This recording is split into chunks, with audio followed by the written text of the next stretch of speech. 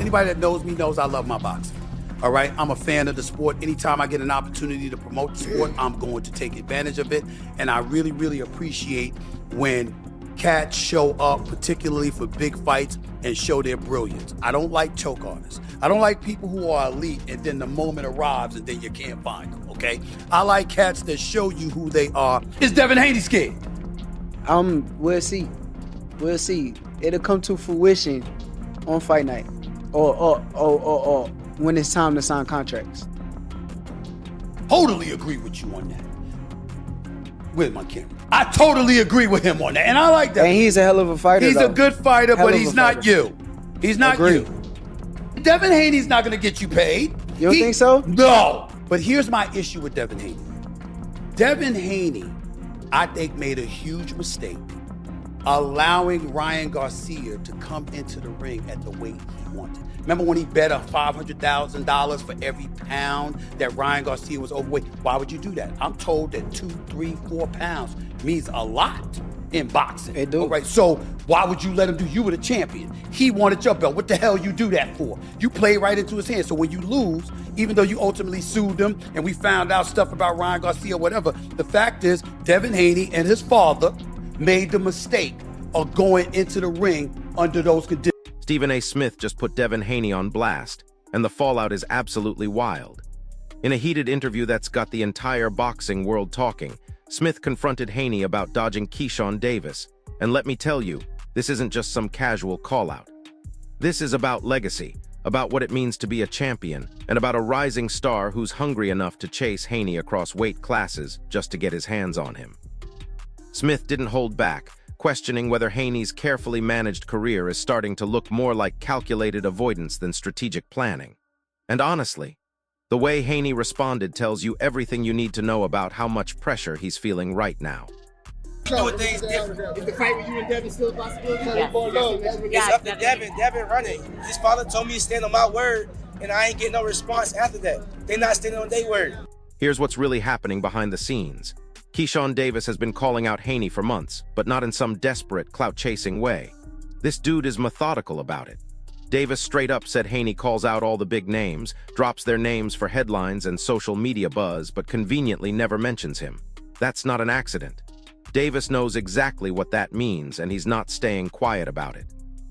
He's framing this whole situation as Haney protecting his undefeated record, cherry-picking opponents, while avoiding the most dangerous fight available. And get this, Davis isn't just talking trash and hoping something happens. He's putting his money where his mouth is in ways that should terrify Haney's team. You scared of me because fighters aren't really scared of fighters, but you're ducking me? Like, what is it about? You don't think fighters are scared of fighters? And I DM Bill. Yes, there's some fighters scared of fighters. Yes, if he say he's willing to do that. I think we can give Bill. Yeah, you let us handle that. Yeah. So I would be very surprised if y'all do that. Say it again. I said we're gonna try and lock this date in. Murder gonna talk to you after this, but I'm gonna call Bill tomorrow, and we're gonna see whether I don't know if he's still on the West Coast or not, but hopefully it can be face to face. But if not, we'll definitely get him on Zoom. But I think he'll show up, and this way it don't have to be no back and forth. He said, she said. We'll both have y'all on the show, and then we can know. He can tell us what was in the DM. But wait, it gets absolutely insane. Davis has openly said he'll move up to 147 pounds and wait however long it takes just to force this fight. Think about that for a second. This is an Olympic silver medalist who's been destroying everyone at 140, and he's willing to jump up an entire weight class, potentially compromising his own physical advantages, just to get Haney in the ring. On a recent podcast, Davis didn't just suggest it, he vowed he'd go to welterweight if necessary. That's not normal fighter talk. That's a man who believes he has something special, something that Haney's team knows could end their carefully constructed plan. When a fighter is that confident, that willing to sacrifice his own comfort zone, you have to ask yourself what he sees that everyone else might be missing. Keyshawn Davis goes out and dominates Ortiz, beats him pillar to post, and knocks him out in the 12th round. 11th round body shot put him down. 12th round body shot took him out. I was really impressed with Keyshawn that night. How about you? Yeah, no, I was impressed because Ortiz was a handful. And I think that's the best I've seen Ortiz fight. We know that he's a championship spoiler, right? if you're not careful with guys like Ortiz, they can win quiet rounds, and next thing you know, you're in trouble in the later part of the rounds. This fight could have turned out that way, but Keyshawn never allowed Ortiz to play the spoiler, and he closed the show. If Keyshawn wouldn't have got that knockout in the end, then I probably would have picked apart that performance a little bit and been like, you know what, man, Keyshawn wasn't at his absolute best. He could have done this. He put it in another gear. It was a big moment, a big stage, but he closed the show, and he never let the spoiler play his. Now here's where the politics get messy, and trust me, this is where boxing always gets complicated. The WBO has actually blocked Davis from challenging Haney for the welterweight title, but not for the reasons you might think. It's not because they don't want the fight, it's because Davis hasn't filed the proper paperwork to be ranked at 147 pounds. Under WBO rules, you can't just call someone out and expect a title shot. You have to be officially ranked in that weight class first. So while Davis has been talking about moving up and publicly targeting Haney, he hasn't taken the bureaucratic step of formally requesting to be ranked at welterweight. The WBO confirmed he literally cannot fight for Haney's title right now, despite all the social media buzz and fan interest. I'm gonna go to 147 and I'm gonna become a 147 champion. And then I'm gonna defend it against somebody at 147. Devin Haney? Who at 147? Is it Devin Haney? Yeah. Because that's a pound for pound brother right now. And we asked you, who's a fight that's gonna put you on that pound for pound list? Devin Haney's at 147, right? And he got a belt. Now he is, yeah. And you say you want 147? I mean, what we doing? What we talking about? Names. We talking about January 31st. I'm gonna look great, God willing, and in the future, we going big. Here's the kicker, though. There are other contenders already ranked ahead of Davis in the current welterweight standings. So even if he files the paperwork tomorrow, he might not get an immediate shot. But here's what's wild about this whole situation. Records show Davis is still officially enrolled at 140 pounds. And from the WBO's perspective, it looks like he might be preparing for another fight in that weight class. So is Davis serious about moving up? Or is this all just psychological warfare designed to get under Haney's skin? Because if he's really committed to chasing Haney, that paperwork would already be filed. The fact that it isn't tells us something important about what's really happening here. You set your targets publicly on Devin Haney, #1 welterweight by ring, most estimations right now, champion. Why is that? Why Devin Haney? And you have half the amount of professional fights he has. Do you think that's something? There's enough in it for him when he's. I was 6-0 fighting people with 30+ fights, bro. I don't mean it from that. What I mean is stopping him. Why is he stopping? No, I'm playing. I'm playing, bro. Nah, why Devin Haney, bro? Honestly, because he's a star. He's a superstar. You asking that question. I felt like that's what it was. But go ahead. Yeah, like at the end of the day, I'm ready to fight anybody. So I'm going for the stars. And I know Devin Haney is the same fighter from when he was at 35. He's the same fighter when he was at 40. Now he's at 40. So he ain't nothing changed. But his weight, you know what I'm saying? I will knock Devin Haney out. And get this, Haney has actually acknowledged Davis as a potential opponent. He's not completely ignoring him. Haney has suggested that Davis is on his list of future fights, but notice the language there. Future fights. Not next fight, not immediate priority, but somewhere down the line when it makes sense for his career. That's champion talk for maybe later when I've maximized everything else first. The timing of any actual showdown depends on so many moving parts that it's almost designed to never happen. Upcoming bouts, divisional rankings, contractual obligations, broadcast rights, promotional partnerships, purse splits, weight class agreements. In professional boxing, major fights rarely come together quickly, and there are 1,000 ways to delay without looking like you're avoiding someone. Me and Devin Haney will be it'll be an easy fight for me, bro. Like super easy, bro. Like, and I know I would stop Devin Haney. I've been saying this, bro, before the Ryan fight, bro. He just don't got nothing for me. He got nothing for me. Like, you don't got no power. You got nothing for me to worry about. Like, what are you gonna do to stop me? Got you. And what I got coming with, you know what I'm saying? I feel like he don't got nothing to even stop me. His defense is not that good.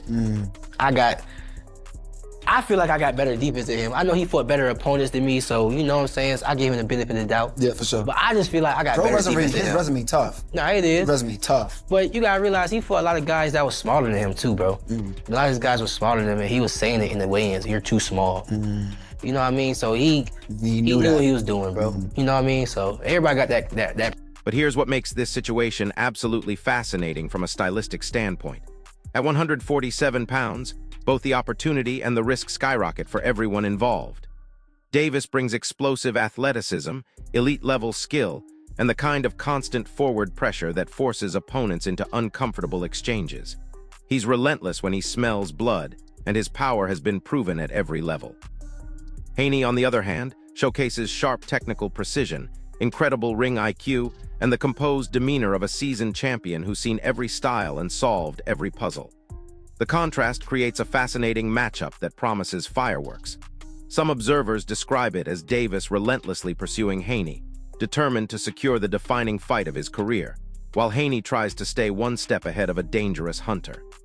As you see right here, the World Boxing Organization, better known as the WBO, has informed former WBO lightweight world champion superstar boxer, undefeated Keyshawn the Businessman Davis, who has 14 wins, no loss, no draw, 10 wins by way of knockout, that if he is planning, as he says publicly, to actually face off against first ballot Hall of Famer, 3-division world champion, former undisputed lightweight, former WBC junior welterweight, and reigning WBO welterweight world champion, superstar boxer Devin the Dream Haney at 147 welterweight, they stated Keyshawn Davis needs to inform them and put in the proper paperwork to make that happen, because he did not. And so they stated if he don't submit the paperwork, he will not be fighting Devin Haney. He will not be allowed to fight Devin Haney, not for the WBO title. Now listen to this part, because Davis just dropped some serious fighting words that should get everyone's attention. He claimed he wouldn't feel pressured by Haney's offense because he doesn't see real knockout power there. Think about the confidence it takes to say that about an undefeated champion. Davis insists he could walk Haney down and control the pace of the fight, suggesting that Haney's performances at higher weights haven't proven he can hurt naturally bigger fighters. According to Davis, those extra pounds haven't translated into heavier shots, which means he could push the action without fear and eventually break him down. Davis believes his own aggression and physical strength would be the deciding factors, and he's maintained that Haney has yet to demonstrate consistent finishing ability at the higher divisions. People in their ranking system that's ahead of Keyshawn. So if he truly is wanting to fight Devin Haney, then he needs to put the paperwork in to let them know he's officially going to campaign at 147 so that the sanction body can allow Devin Haney to proceed forward. But if Keyshawn Davis does not, and as of today, they stated that, as you see, they're stating that he has not put in a request to go to 147 to fight Devin Haney for the WBO belt and or to actually leave the division. They stated, as you see here, he is still enrolled at 140. And it looks like to them, he's planning another fight at 140. Now, we know all the antics, the promotion that Keyshawn Davis is putting forth as he is, promoting a showdown with Devin Haney. And no need to go into all of that. You guys know what's being done and what's being... Bruce Carrington just weighed in on this whole situation after watching Davis' dominant 12th round stoppage of Gustavo Lemos, and his analysis should worry Haney's team. Carrington described the potential matchup as a really good fight, noting that while Haney holds the experience advantage, Davis brings a combination of power, technical skill, and adaptability that could make for a genuinely compelling contest. He emphasized that Davis has consistently performed at a high level, including stopping opponents who had never been stopped before. Lemos was a proven and dangerous competitor who had troubled elite fighters in the past, and Davis made it look routine. That's the kind of performance that gets champions' attention. Davis keeps savagely calling out Devin the Dream Haney, and I gotta simply ask, bro, what off at? What off at? Devin Haney fans love that A-side, B-side. Well, A-side got to send the offer. Hey, bro, but Devin got a rematch clause with Cambosos. It don't matter. Send the offer and prove that he really got a rematch clause. Say, bro, Devin Haney already announced his fight with Regis Prograis. It don't matter, bro. In the offer and prove that he really fighting Regis. Well, Devin Haney fans. Devin should be sending Keyshawn Davis an offer, right? Right? Here's what really stood out to Carrington, and honestly, this should terrify anyone fighting Davis next. Even in the final round, after 11 rounds of high-level boxing, Davis appeared fresh, controlled, and composed. His stamina was exceptional, his ring IQ was sharp, and his mental resilience never wavered. Carrington suggested this performance signals that Davis is ready for bigger challenges right now, not in 2 years, not after a few more tune-ups, but today. A showdown with Haney would be highly competitive and entertaining for fans. But more importantly, it would be genuinely dangerous for Haney in ways that his recent opponents haven't been. Of course, the performances that Keyshawn Davis has is really more entertaining than the performance that Shakur Stevenson had. We was talking about Shakur Stevenson and Tank in the 135-pound division, but as Keyshawn kept emerging, he was already a conversation of Shakur, Keyshawn, and Davis, Keyshawn. Of course, we got Andy Cruz. They're going to be facing Moretaya on the 24th, but look like that fight is not gonna happen. The primary fight for Keyshawn Davis now, in my opinion, is Devin the Dream Haney at 147 because that's his plans. The primary fight for a Devin Haney, in all actuality, should be now a Keyshawn Davis. If Keyshawn Davis is willing to fight you and they call in and Devin Haney and Bill Haney, shout out to Bill Haney, he's done a wonderful job as a manager, is saying that they Debo, well, Keyshawn Davis is Craig and Keyshawn Davis is running towards Debo. Tank Davis shared his perspective on this brewing tension, and his insight carries weight because he understands the politics better than most. He pointed out how timing and readiness play such a crucial role in boxing, recalling how Davis was calling Devin out early in his career, even when he was just 5-0 as a professional. Tank suggested that Davis might not have been fully prepared at that stage, which shows how much seasoning matters in this sport. Fighters need the right experience before stepping into certain challenges, and maybe Davis needed those additional fights to become the complete package we're seeing now. Still, Tank acknowledged that both Devin and Davis have been in the sport around the same time, which makes their eventual clash even more intriguing from a developmental standpoint. Enough star that he'd be willing to take, because, you know, as a businessman, risk reward. You think you bring enough to the table that he'd want to take the fight? He would take the fight? Hopefully, bro. I hope he would take the fight. In terms of answering your question, a bright enough star, he's already entertaining me on Twitter and social media and stuff like that. So I guess he sees some money potential in this fight right here. But what I would like to do is I would like to become champion, because that just speaks for itself. Once I come to the champion with the table, you can't play with me. You know what I'm saying? Like, everybody know me. People know me. I can go to the UK and sell.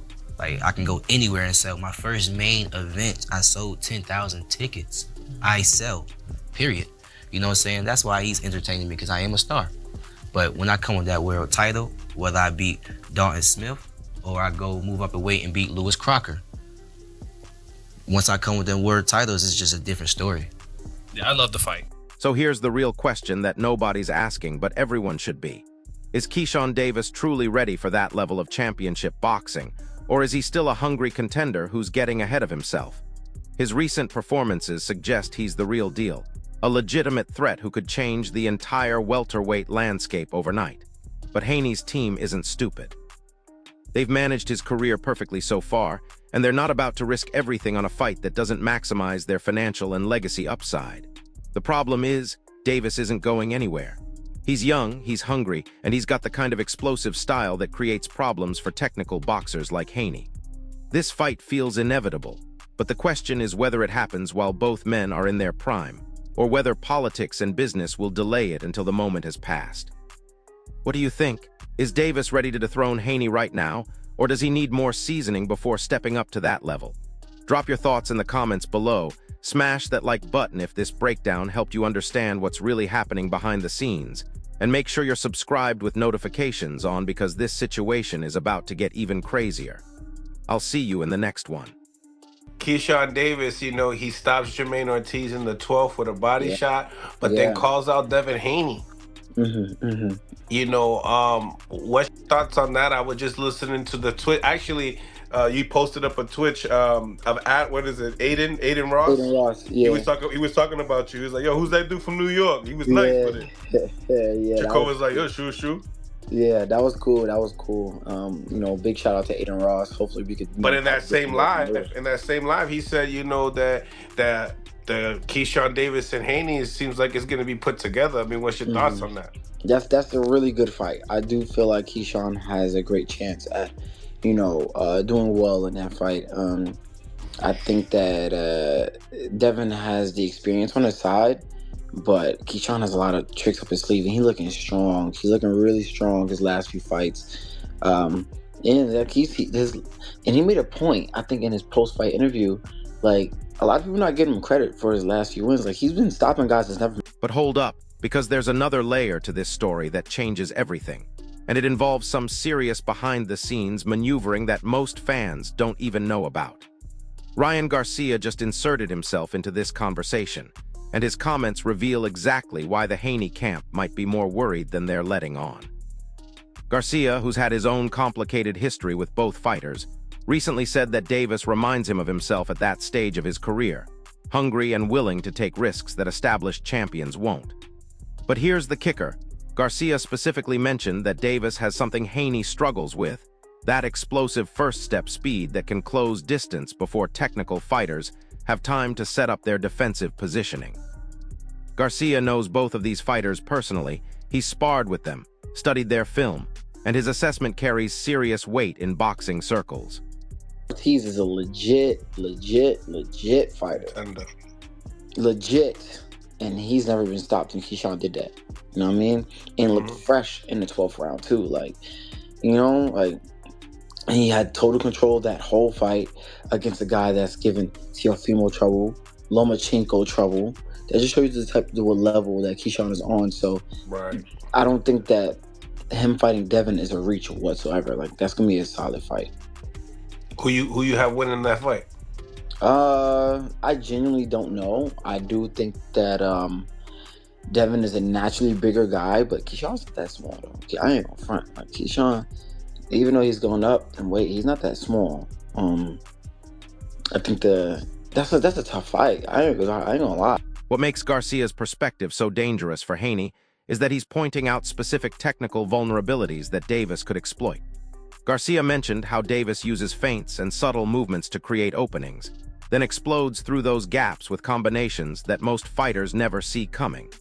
He described Davis as having that rare ability to make elite-level adjustments mid-fight, something that separates good fighters from great ones. According to Garcia, Davis doesn't just rely on athleticism. He's constantly thinking 3 moves ahead, setting traps that pay off in later rounds. That's exactly the kind of fighter who gives technically sound but predictable champions like Haney serious problems, because you can't just rely on fundamentals when your opponent is creating new problems every round. Everybody above me. You know what I mean? If you're not above me, I ain't worrying about you. If you got one of them belts, I'm on that ass. You know what I mean? Do you like to hear that? Like hearing more guys at 140 or the big name dudes jump into your division? Yeah, big name. I thought you was about to say just, I don't want it just anybody just moving up to 47. Ain't gonna do nothing but get crowded, but the bigger names ain't doing nothing but making more opportunities. You know, they gonna be, everybody's scanning each other. And them coming up, they gonna have to be looking for somebody that's above them. You know what I mean? So it is what it is. I'm ready to get it on. In your opinion, who wins that fight if it were to occur? Out of who? Devin and Keyshawn. I don't know, man. I don't know. Keyshawn was saying it like, you know what I mean? He was calling Devin out when he knew he wasn't even ready. You know what I mean? He was calling Devin out when he was 5-0, knowing he wasn't ready. So that season just, they play a part. You know what I mean? But they both been in the game about the same time, man. It's gonna be a good fight. It's gonna be a good fight for sure. Do you think the weight is gonna play a role? I honestly thought Devin and Shakur would end up fighting first. You know what I mean? Me too. I thought they would end up fighting first, but. Here's where this gets absolutely wild, and trust me, this is information that Haney's team definitely doesn't want getting out. Multiple sources close to both camps have confirmed that preliminary discussions about this fight have actually taken place behind closed doors. We're not talking about social media callouts or public posturing here. We're talking about real conversations involving real numbers and real dates. The sticking point isn't whether the fight makes sense. It's about the financial split and who gets top billing. Davis's team is demanding a much larger percentage than what's typically offered to challengers, and they're justified in asking for it based on his growing popularity and proven ability to sell tickets. They know they hold leverage here because Davis represents the biggest threat to Haney's reign, and threats get paid accordingly. But here's what's really fascinating about those behind-the-scenes negotiations. Haney's promotional team has reportedly been trying to structure the deal in ways that would give them multiple exit strategies if things don't go according to plan. They're pushing for specific weight requirements, rehydration clauses, and even unusual stipulations about training camp locations and drug testing protocols. Now, some of that is standard championship fight preparation, but sources suggest they're going above and beyond what's normally required. It's almost like they're creating potential roadblocks that could derail negotiations if they decide they don't want the fight after all. Davis's team has called this out privately, suggesting that Haney's people are negotiating in bad faith while maintaining plausible deniability about their intentions. And get this, the money being discussed is absolutely staggering, which tells you everything about how seriously both sides are taking this matchup. We're talking about a potential 8-figure payday for both fighters, with pay-per-view upside that could push the total earnings into career-defining territory. Davis has never fought for this kind of money before, but his team believes his marketability and fighting style justify the investment. They're pointing to social media engagement numbers, ticket sales for his recent fights, and streaming viewership data that shows he's building a legitimate fan base that transcends traditional boxing demographics. The financial projections suggest that a Haney-Davis fight could outperform several recent championship bouts that were considered major successes. Now here's where the story takes a turn that nobody saw coming, and honestly, this development changes the entire landscape of what we thought we knew about this situation.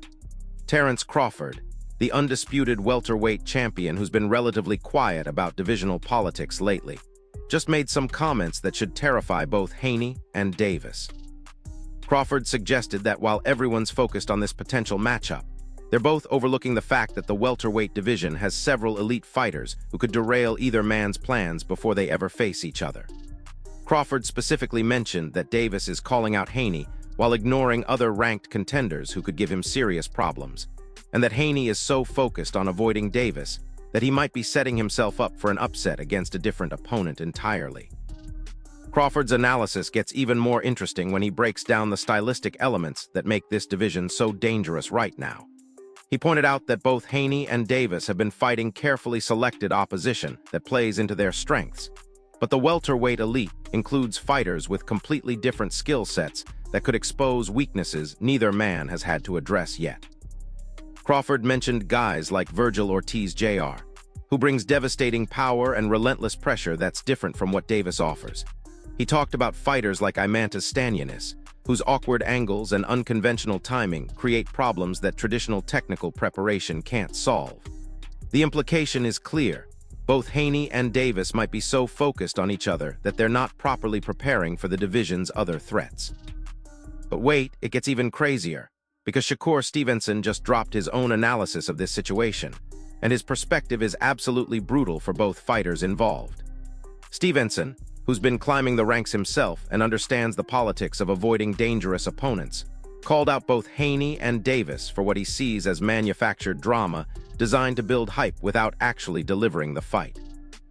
According to Stevenson, both fighters are benefiting from the attention and speculation without taking the real risk of actually stepping in the ring together. He suggested that Davis is using Haney's name to build his own profile, while Haney is using the Davis threat to justify taking easier fights against less dangerous opponents. Stevenson's criticism cuts deeper than typical fighter trash talk because he's questioning the authenticity of their intentions. He pointed out that if Davis was truly serious about getting Haney in the ring, he would have filed that WBO paperwork months ago and started the official process of becoming a ranked welterweight contender. Instead, He's been talking about it on podcasts and social media while remaining officially enrolled at 140 pounds. Stevenson suggested this looks more like a publicity strategy than genuine championship ambition. Similarly, he called out Haney for giving interviews about Davis being on his list of potential opponents, while his team continues to explore other, less risky options that would generate similar financial returns with significantly less danger. Here's what makes Stevenson's critique so damaging. He's essentially accusing both fighters of being more concerned with perception than reality. In boxing, your reputation for taking tough fights is everything, and if other elite fighters start questioning your authenticity, it can seriously damage your marketability and legacy. Stevenson knows this better than most because he's faced similar criticism about his own opponent selection, and he's seen how quickly fan opinion can turn when they think you're avoiding real challenges.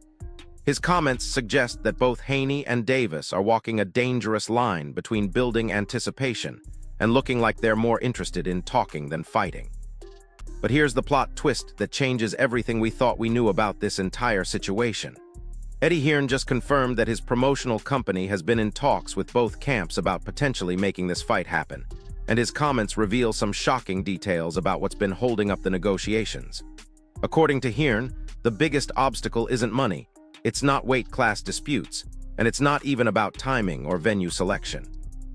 The real problem is that both fighters' teams are demanding specific advantages that would essentially guarantee their man wins before they even step into the ring. We're talking about requests for specific referees, judges from certain athletic commissions, unusual glove specifications, and even demands about ring size and canvas firmness. Hearn described these negotiations as some of the most complicated he's ever been involved in, not because the fighters don't want to compete, but because their teams are so convinced that small advantages could determine the outcome.